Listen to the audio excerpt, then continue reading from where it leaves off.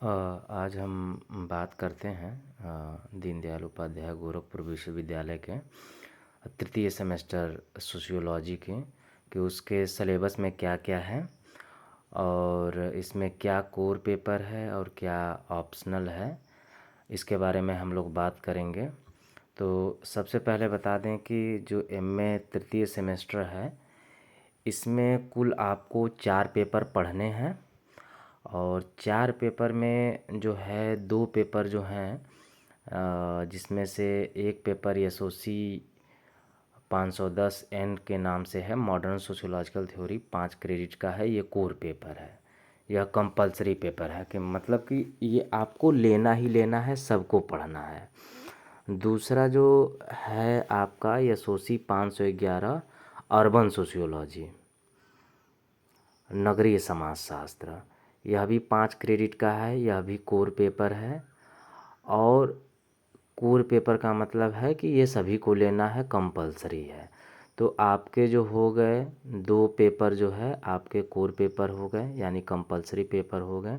इसके अलावा जो है कि 2 ग्रुप है, ग्रुप ए और ग्रुप बी, जिसमें क्या है कि इस डिसिप्लिन स्पेसिफिक इलेक्टिव कोर्स लेना है। मतलब कि अपना रुचि देखिए और उसके हिसाब से आप जो है उसमें से कोई एक पेपर जो है सेलेक्ट कीजिए। तो ग्रुप ए में 3 पेपर दिया हुआ है, जिसमें से एसओई 512 एन है जिसका नाम है सोशियोलॉजी ऑफ इन्वायरमेंट। दूसरा जो है एसओई 513 सोशल डेमोग्राफी।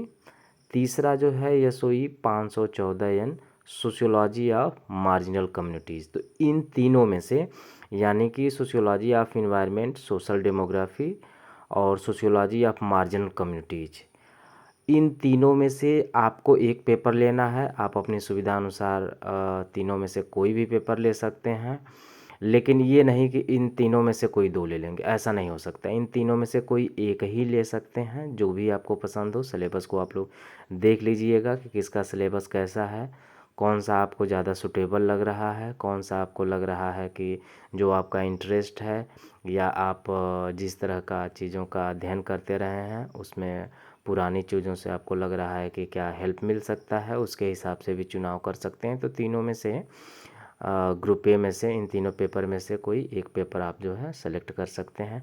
इसके अलावा एक पेपर लेना है ग्रुप बी से, वो भी डिसिप्लिन स्पेसिफिक है। और कोई एक जो है पेपर लेना है, इसमें भी जो है आपका 3 पेपर है।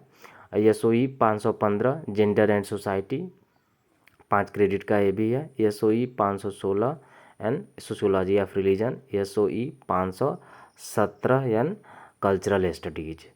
तो ये जेंडर एंड सोसाइटी एक पेपर हो गया, सोशियोलॉजी ऑफ रिलीजन दूसरा, कल्चरल स्टडीज तीसरा। ये 3 जो ऑप्शन दिए हुए हैं ग्रुप बी में, इसमें से कोई एक जो है आपको पेपर जो है लेना है।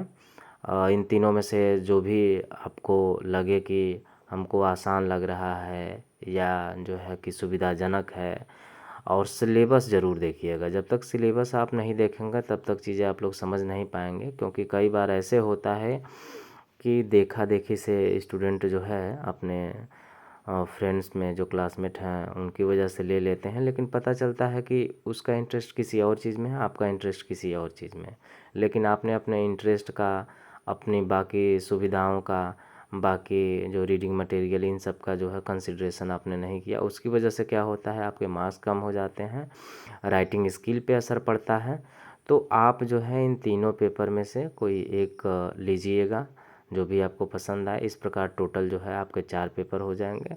बाकी जो है आपका जो है रिसर्च प्रोजेक्ट या डिजर्टेशन है ही, जो भी आपके सुपरवाइज़र होंगे उनसे कंसल्ट कर लीजिएगा और रिसर्च प्रोजेक्ट के लिए पहले से ही लग जाइएगा।